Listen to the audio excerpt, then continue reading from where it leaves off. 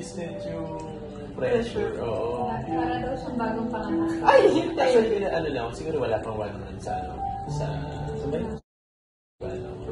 medyo naghahanap kasi ko na yun, yung pressure. So, binubog mo talaga yun.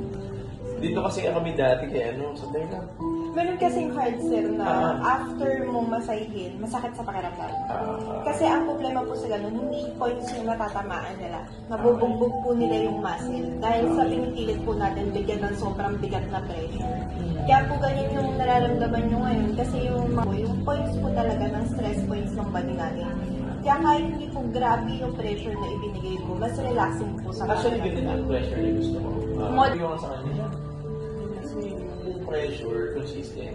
Kasi pinupunta na rin namin mga masakit. Yung morong pa rin. Tetresa po ako sa'yo. Tapos siya po taga-morong. Eto, MJ po. Sa kayo sa morong, ma'am? Sa may plaza. Meron kami flash dun, ma'am. Pero tigaan mo na kasi siya. Okay po. Akala ko, galing pa kayo ng morong, masahan tayo. Ako ang tigaan mo lang talaga. Tapos siya tigaan mo. Pero kayo nun, kamusta yung service? Nagustuhan niyo din naman po. Bigyan niyo sa akin. Bali na yung agad. I receive 1,000 po. Tapos ito, tignan na. May display ako dyan. Dalawa lang talaga kayo.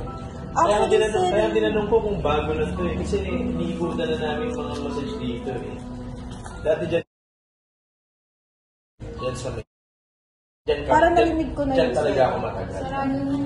Ngayon, sir, sarado na. Then, meron pa rin, pero iba na yung may regular akong massage sa Bali, 900 po yung bibigay ko sa isa. 1, 2, 3, 4, 900. Sobrang salamat po nagustuhan niyo yung service. Ang ano lang, medyo malamig, sobrang lakas ng aircon. Dapat sir, sinabi mo. Kasi minsan, sir, kaya namin nilalakasan, pinagpapawisan kami ng gusto.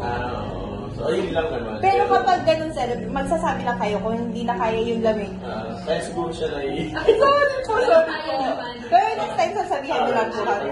Thank you so much po. Ingat po kayo. Okay. CR po ba kayo?